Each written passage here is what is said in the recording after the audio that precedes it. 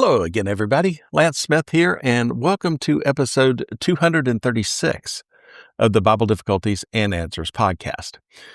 Let me ask you something right out of the gate. Have you ever read something in the Skeptic's Annotated Bible and thought, okay, are we really being serious right now?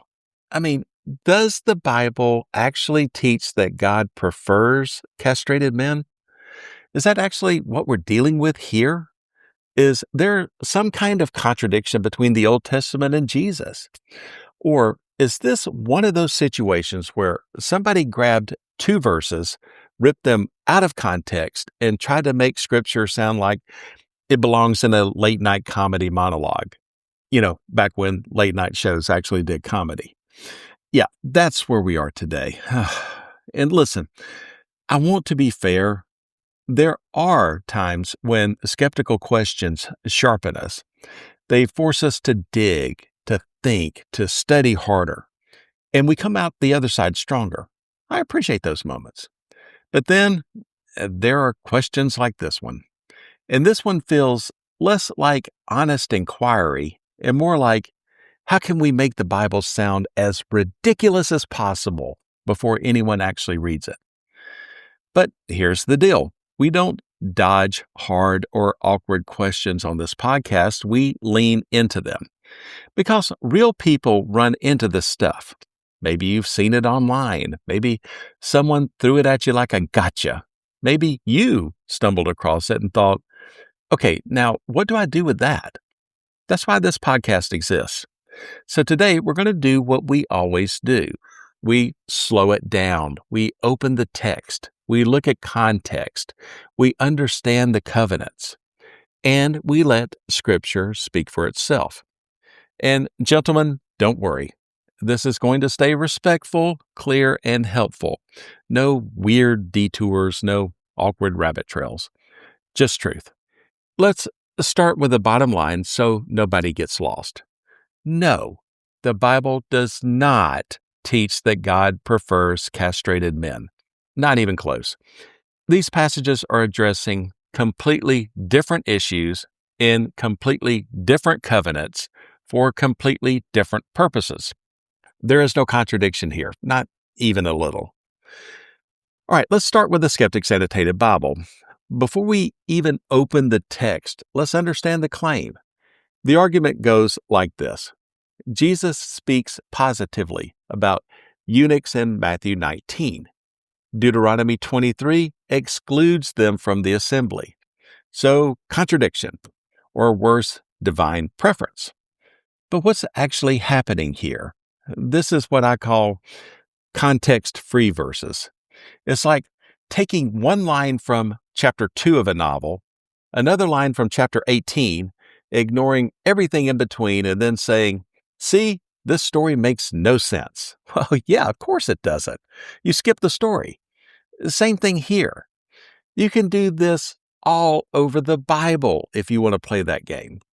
Leviticus says, don't eat shellfish. Acts 10 says, nothing is unclean. Contradiction? No. Covenant, transition, that's not the Bible falling apart. That's the Bible unfolding.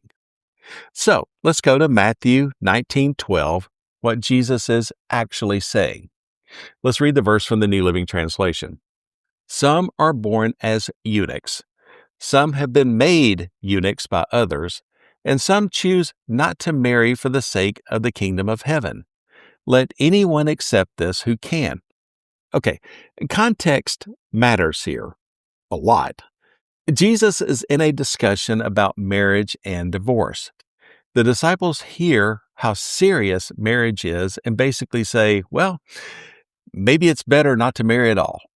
And Jesus doesn't shut that down. He clarifies it. He gives three categories. Some are born that way, physically unable. Some are made that way by others, forced castration. And some choose not to marry for the sake of the kingdom. That's voluntary celibacy. That's the key. Jesus is not commanding self-mutilation. He's describing radical devotion. And then he says, let anyone accept this who can. Translation, this isn't for everybody. This is a calling, not a requirement. Think of it like this. Marriage is a good gift. Celibacy is a good gift. But confusing the two is like wearing football cleats to a wedding. Wrong setting, wrong purpose, and you're going to make a mess of things. Now, historically, some people misunderstood this. Men like Origen, allegedly, took it literally and castrated themselves. The early church stepped in and said, no, that's not what Jesus meant. Because it's not about the body, it's about the heart. Now, let's look at Deuteronomy 23:1 and what the law was actually doing. Again, from the New Living Translation. If a man's testicles are crushed or his penis is cut off, he may not be admitted to the assembly of the Lord. Okay, yeah, that's not exactly something you stitch onto a pillow. But again, context. This is Old Covenant law for Israel.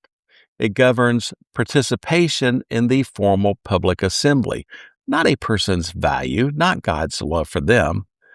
The scholars point to two main reasons. First, fruitfulness. Israel's identity was tied to multiplication, descendants, future generations. Second, and more importantly, separation from pagan worship. Surrounding nations practiced ritual castration in their religious systems. God is drawing a line in the sand. My people are not going to look like that. This isn't about worth. It's about identity. Think of it like a team uniform. If you're not in uniform, you don't step onto the field. Not because the coach hates you, but because there's structure to the game. That's what's happening here. And that's the trajectory the skeptics miss. Now, here's where this gets powerful. Because the Bible doesn't stop in Deuteronomy. It moves, it builds, it tells a story. Isaiah 56, 3-5.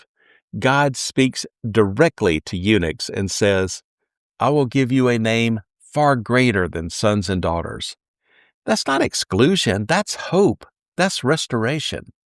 And then we get to Acts 8. An Ethiopian eunuch reading Isaiah, searching for truth. Philip shows up, explains the gospel, and the man believes. And then the Ethiopian eunuch looks at Philip and says, Look, there's some water. Why can't I be baptized?